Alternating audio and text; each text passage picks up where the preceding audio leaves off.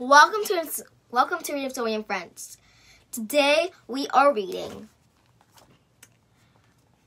Tales of Fourth Grade Nothing by Judy Blume.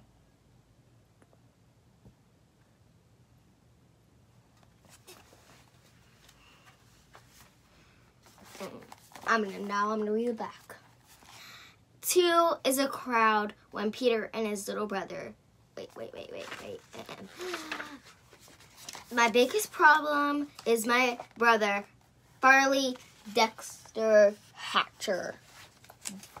This is not a chapter.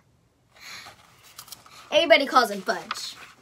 I feel sorry for him if he's going to grow up with a name like Fudge. But I don't say a word. It's none of my business. Fudge is always in my way. He messes up everything he sees. And when he gets mad, he throws himself flat on the floor and screams. And he kicks and he bangs his fists. The only time I really like him is when he's sleeping.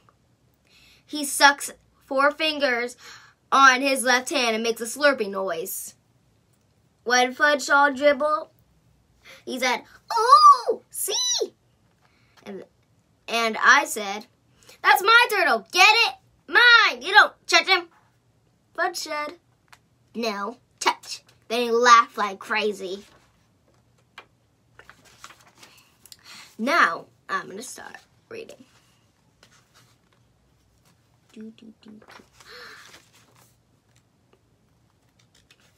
For Larry, who is a combination of Peter and Fudge, and for Willie May, who told me about Dribble. Chapter 1, The Big Winner. By the way, there's no pictures in this book, so do not expect a picture. Just imagine it. I won Dribble at Jimmy Fargo's birthday party. All the other guys got to take home goldfish in the little plastic bags. I won it because I guessed there were 348 jelly beans in Miss Fargo's jar. Really, there was 423. She told us later. Still, my guess was the closest. Peter Warner Hatcher is the big winner, Miss Fargo announced. At first, I felt bad that I didn't get a goldfish, too. Then Jimmy handed me a glass bowl. Inside, there was some water and 3 rocks. A tiny turtle was sleeping on the biggest rock. All the other guys looked at their goldfish. I knew what they were thinking.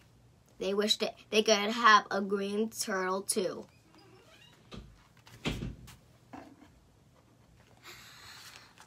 I named my turtle Dribble when I was walking home from Jimmy's party. I live at 25 West 68th Street. It's an old apartment building, but it's got one of the best elevators in New York City. There's mirrors all around. You can see yourself from every angle. There's a soft cushioned bench. Sit down if you're too tired to stand. The elevator's operator is named Henry Bevelhammer. He just lets us call him Henry because Bevelhammer is very hard to say. Our apartment is on the 12th floor. But I don't have to tell Harry. He already knows. He knows everybody in the building. He's that smart. He even knows I'm 9 and I'm in 4th grade. I told him Dribble right away. I want him at a birthday party, I said. Henry smiled. Your mother's gonna be very surprised. Henry was right. My mother was really surprised. Her mouth opened and said, when I said, "Just look what I won at Jimmy Fargo's birthday party," and held him up in a tiny green turtle. I've named him Dribble. Isn't that a great name for a turtle? My mother made a face. I don't like the way he smells, she said.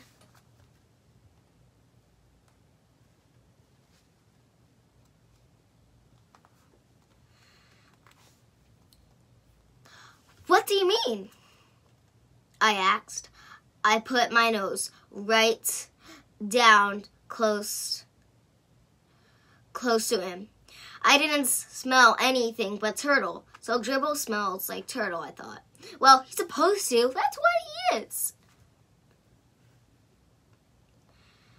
I'm not going to take care of him either, my mother added.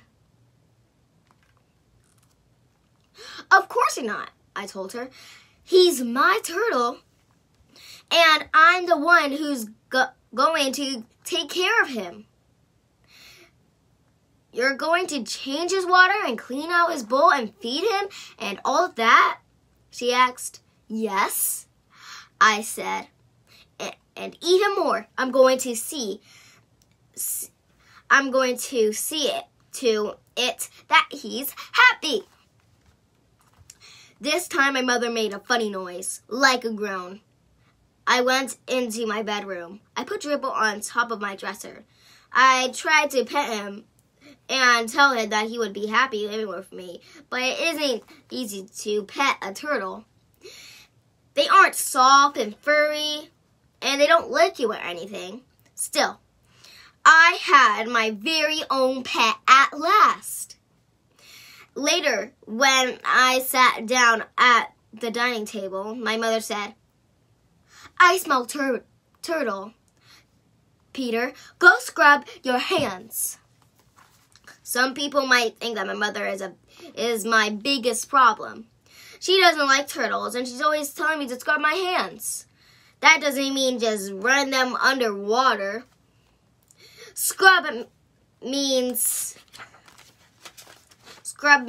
supposed to use the soap and rub my hands together, and then I got to rinse them and then dry them. I ought to know by now. I've heard it enough. But my mother isn't the biggest problem. Neither is my father. He spends all the time watching commercials on TV. That's because he's in the advertising business. These days, his favorite commercial is one about Juicio. He wrote it himself. And the president of Juicio Company liked it so much, he sent my father a whole crate of Juicio for our family to drink. It tastes like a combination of oranges, pineapples, grapes, pears, and bananas. And if you really want to know the truth, I'm getting pretty sick of drinking it. But Juicio isn't my biggest problem either. My biggest problem is my brother, Farley Dexterol Hatcher. He's 2.5 years old. Everyone calls him Fudge. I feel sorry for him if he's going to grow up with a name like Fudge. But I don't say a word. It's not my business.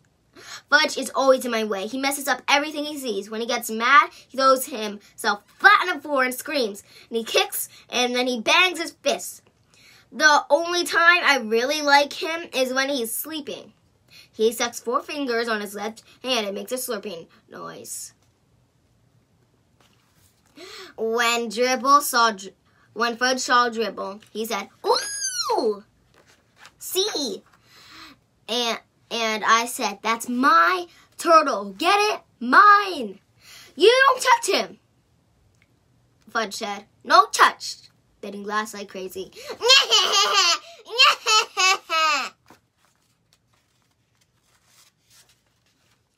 Chapter 2. Mr. and Miss Juicio. One night, my father came home from the office all excited. He told us Mr. and Miss Yarby were coming to New York. He's the president of Juicio Company. He lives in Chicago. I wondered if he's bringing my father another crate of Juicio. If he did, I'd probably be drinking it for the rest of my life. Just thinking about it, just enough to make my stomach hurt. My father said he invited Mr. and Miss Yarby to stay with us. My mother wanted to know why they couldn't stay at a hotel like most people who come to New York. My father said they could, but he didn't want them to. He thought they'd be more comfortable staying with us. My mother said that was about the silliest thing she ever heard. But she fixed up Fudge's bedroom for our guests. She put fancy sheets and a brand new blanket on the hide-a-bed. That's a sofa that opens into a bed at night.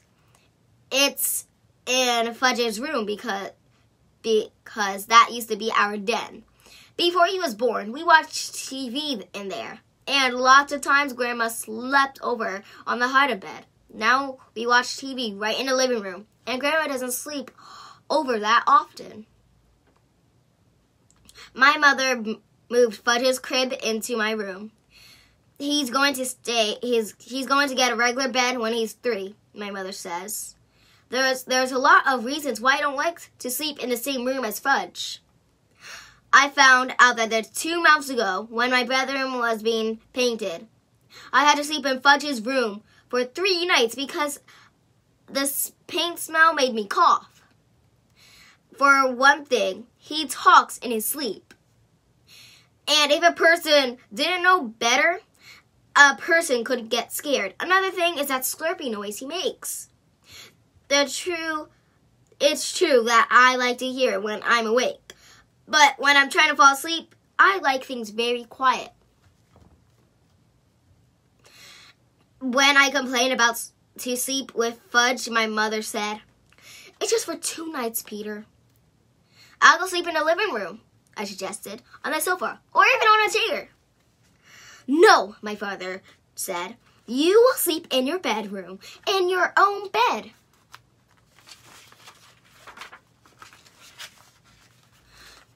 There was no point in arguing. Mom wasn't going to change her mind. She spent all day in the kitchen. She really cooked up a storm. She used so many pots and pans, Fudge didn't have any left to bang together. That's one of his favorite pastimes, banging pots and pans together. A person can get an awful headache listening to that racket. Right after lunch, my mother opened the diner table. We don't have a separate dining room. When we have company for dinner, we eat in one end of the living room. When Mom finished setting the table, she put a silver bowl filled with flowers right in the middle. I said, "Hey Mom, it looks like you're expecting the president or something." "Very funner, Peter, my mother answered. Sometimes my mother laughs like crazy at my jokes. Other times she pretends not to get them. And then there are times when I know she gets them, but she doesn't seem to like them. This was one of those times. So I decided no more jokes until after dinner. I went to Jimmy Fargo's for the afternoon. I came home at 4 o'clock. I found my mother standing over the dining room table, mumbling. Fudge was on the floor playing with my father's socks. I'm not sure why he likes playing with socks so much, but if you give him a few pairs, he'll play quietly for a while. I said, "Hey Mom, I'm home."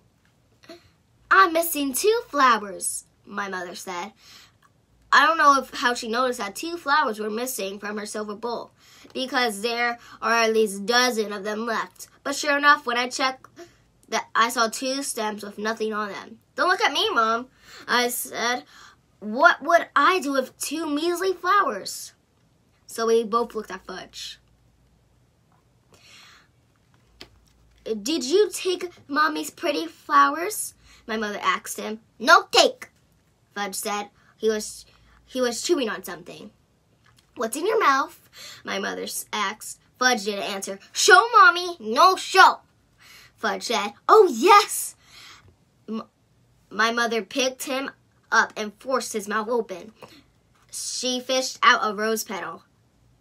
"What did you do with Mommy's flowers?" She raised her voice. She was really getting upset. Fudge laughed. "Tell Mommy." "Yum." Fudge said. Yummy, yummy, yummy. Oh no, my mother cried. She rushed to the telephone. She called Dr. Cone. She told him that Fudge ate 2 flowers. Dr. Cone must have asked what kind, because my mother said roses, I think. But I can't be sure. Might have been a daisy. There was a long pause while my mother listened to whatever Dr. Cone had to say. Then Mom said, "Thank you, Dr. Cone." She hung up. "No more flowers," she told Fudge. "You understand? No more," Fudge repeated. "No more, no more, no more."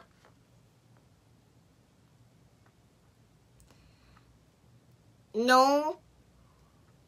My mother gave him a spoonful of peppermint-flavored medicine, the kind I take when I have stomach ache pains. Then she carried Fudge off to have his bath. "Leave it to my brother to eat flowers." I wondered how they taste. Maybe they are delicious. And I don't know because I'd never tasted one, I thought. I decided to find out. I picked one of the petals from a pink rose.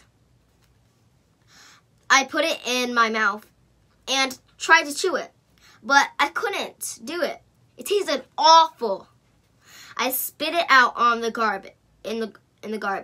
Well, at least I knew what I wasn't missing out on anything great. Fudge ate his supper in the kitchen before our company arrived. While he was eating, I heard Mother remind him, "Fudgy's going to be a good boy tonight. Very good for Daddy's friends." "Good," Fudge said. "Good boy." "That's right," my mother told him. I changed and scrubbed up while Fudge finished his supper. I was going to eat with the company. Being nice has its advantage. My mother was all dressed up by the time my father got home with the Yarbies. You'd never have guessed that Mom spent all day in the kitchen. You almost have guessed that Fudge ate 2 flowers. You'd also never have guessed that Fudge ate 2 flowers. He was feeling fine. He even smelled nice, like baby powder. Miss Yarby picked him up right away. I knew she would. She looked like a grandmother. That type always makes a big deal out of Fudge. She walked into the living room. Cuddling him. Then she sat down on a sofa and bounced Fudge on her lap. "Isn't this the cutest boy?" Miss Yarby said. "I love babies." She gave him a big kiss on top of his head. I kept waiting for somebody to tell Fudge was no baby, but no one did. My father carried the Yarby suitcase into Fudge's room. When he came back, he introduced me to our company. "This is our older son, Peter," he said to the Yarbies. "I'm 9 and I'm in 4th grade," I told them. "How do you do, Peter?" Mr. Yarby said.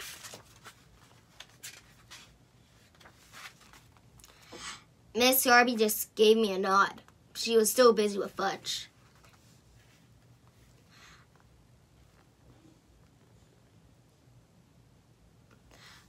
"I have a surprise for this dear little boy," she said. "It's in my suitcase. Should I go get it?" "Yes," Fudge shouted. Go get it!" Miss Yarby laughed, as if that was the best joke she ever heard. "I'll go right back," she told Fudge. She put him down and ran to find her suitcase. She came back carrying a present tied up with a red ribbon. "Ooh!" Fudge cried, opening his eyes wide. "Goody!" He clapped his hands. Miss Yarby helped him unwrap his surprise. It was a wind-up train that made a lot of noise. Every time it bumped into something, it turned around and went the other way. Fudge liked it a lot.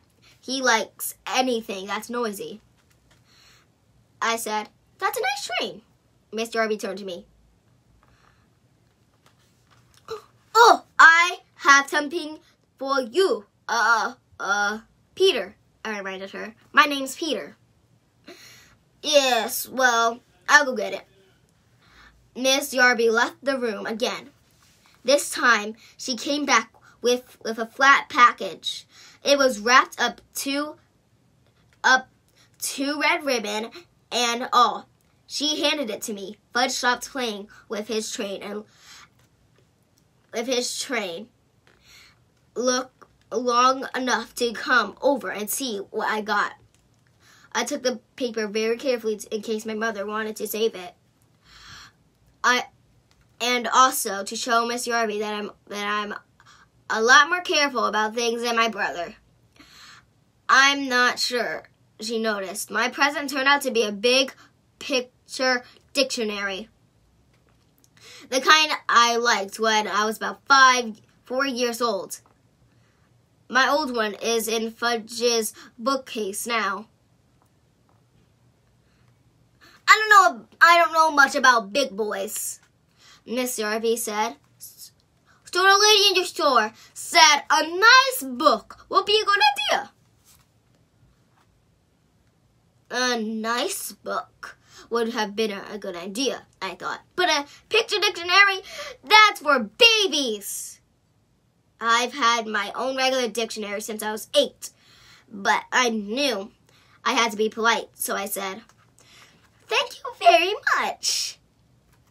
It's just what I always wanted." "I'm so glad," Miss Darby said. She let out a long sigh and sat back on the sofa. My father offered the Yarbys a drink.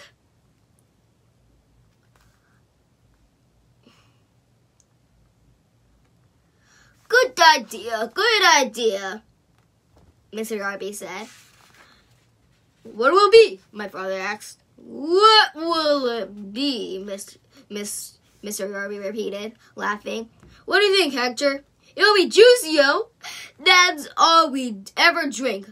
Good for your health." Mr. Darby pounded his chest.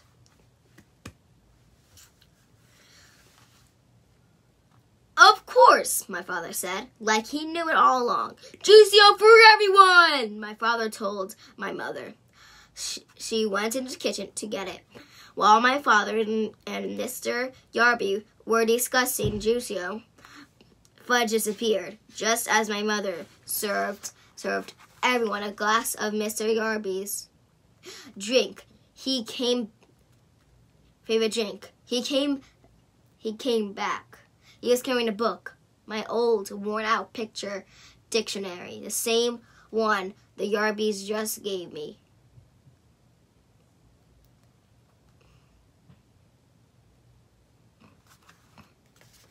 "See," Fudge said, climbing up on Miss Darby's lap. "See, book." I wanted to vanish. I think my mother and father did too. "See, book." Now Fudge held it over his head. "I can see another one," I explained. I really can. That old one is falling apart." I tried to laugh. "It's returnable," Miss Darby said. "Too silly to keep it if you already have one." She sounded insulted, like it was my fault she brought me something I already had. "Mine!" Fudge said. He closed the book and held it tight against his chest. "Mine, mine, mine!" It's a thought that counts," my mother said. "It's so nice of you to think of our boys." Then she turned to Fudge. "Put that book away now, Fudgy." Isn't it Fudgy's bedtime?" my father hinged. "Oh, yes, I think it is," my mother said, scooping him up. "Say goodnight, Fudgy."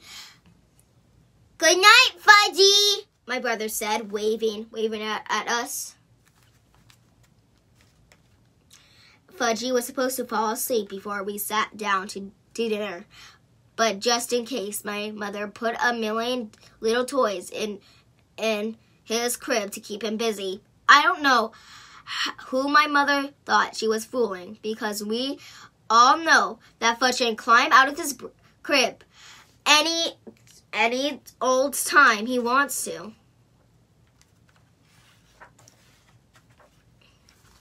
He stayed away until we were in our middle of our roast beef. Then he came in carrying Dribble's bowl. He walked right up to Miss Darby.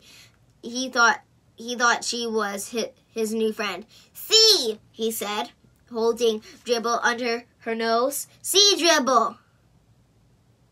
Miss Darby shrieked, "Oh, I can't stand reptiles! Get that thing away from me!" Fudge looked disappointed, so he showed Dribble to Mr. Darby. "See," she said. "Hatcher!" Mr. Darby boomed. "Make him get that thing out of here!" I wondered why Mr. Darby called my father Hatcher. Didn't he know his first name was Warren? And I didn't like the way Mr. and Miss Darby both called Dribble a thing. I jumped up. "Give him to me," I told Fudge. I took Dribble and his boy and marched into my room. I inspected my turtle all over. He seemed all right. I didn't want to make a big scene in front of our company, but I was mad. I mean, really mad. That kid knows he's not allowed to touch my turtle. "Peter!" my father called. "Come and finish your dinner." When I got back to the table, I heard Miss Darby say, "It must be interesting to have children. We'd never had any ourselves." "But if we did," Mr. Darby told my father, "we'd teach them some manners. I'm a firm believer in old-fashioned good manners." "So are we, Howard," my father said in a weak voice. I thought Mr. Darby had a lot of nerve to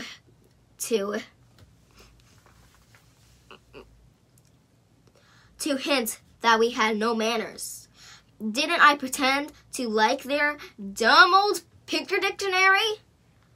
If that isn't good manners, then I don't know what is. My mother excused herself and carried Fudge back to my room. I guess she put him into his crib again. I hoped she told him to keep his hands off my things. We didn't hear from him again until dessert.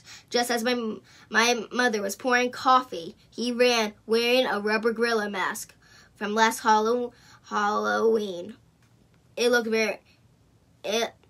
It's a very real-looking mask. I guess that's why Miss Darby screamed so loud. She hadn't made so much noise that my mother probably wouldn't have spilled the coffee all over the floor. My father grabbed Fudge and pulled the gorilla mask off him. "That's not funny, Fudge," he said. "Funny," Fudge laughed. "Funny, funny, funny, Fudge."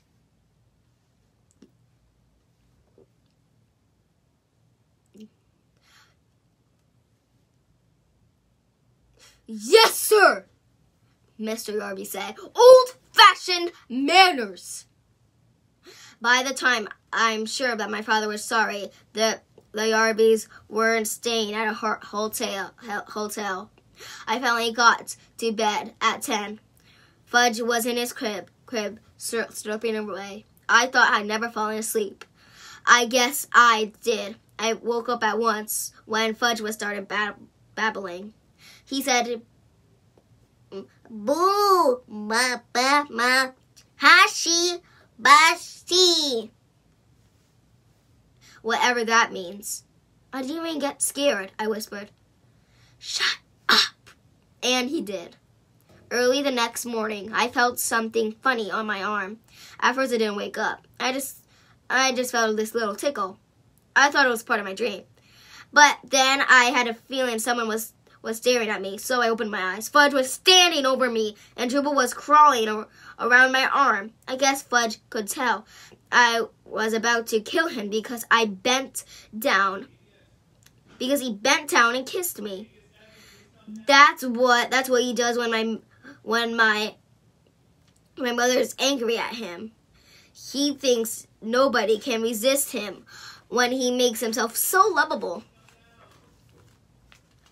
And a lot of times it works with my mother, but not with me. I jumped up, but Dribble back in his bowl and smacked Fudge on his backside hard. He hollered. My father came rushing into the room. He was still in his pajamas. He whispered, "What's going on out in here?" I pointed at Fudge, and he pointed at me. My father picked up my brother and carried him off. "Go back to sleep, Peter," he said. "It's only 6 o'clock in the morning." I fell asleep for another hour. Then he woke up to an awful noise. It was Fudge playing with his new train. It woke up everybody, including the Yarbies. But this time there was nobody they could blame. They were the ones who gave Fudge the train in the first place. Breakfast was very quiet afar. Nobody had much to say. Mr. Yarby drank 2 glasses of Juicio. Then he told my father that he and Miss Yarby had their suitcase packed. They were leaving for a hotel as soon as breakfast was over. My father said he understood that my apartment was too small for so many people. My mother didn't say anything. When Mr. Yarby went into Fudge's bedroom to pick up his suitcase, he boomed, "Hatcher!" My father ran toward the bedroom. My mother and Miss Yarby followed him. I followed them. When we got there, we saw Fudge sitting on Yarby's suitcase. He had decorated with about 100 green stamps, the kind that my mother gets at the supermarket. "See," Fudge said. "See, pretty." He laughed. Nobody else did. Then he licked the last green stamp and stuck it right in the middle of the suitcase. "All gone," Fudge sang, holding up his hands. It took my mother half an hour to peel off all the trading stamps and clean up the Yarby suitcase. The next week, my father came home to the office and collected all the cans of Juicio in our house. He dumped them into the garbage. My mother felt bad that my father had lost such an important account, but my father told her not to worry. Juicio wasn't selling very well at stores. Nobody seemed to like the combination of oranges, grapefruits, pineapples, pears, and bananas. "You know, Dad," I said, "I only drank Juicio to be polite. I really hated it." "Do you know what's something funny, Peter?" My father said. I thought it was pretty bad myself."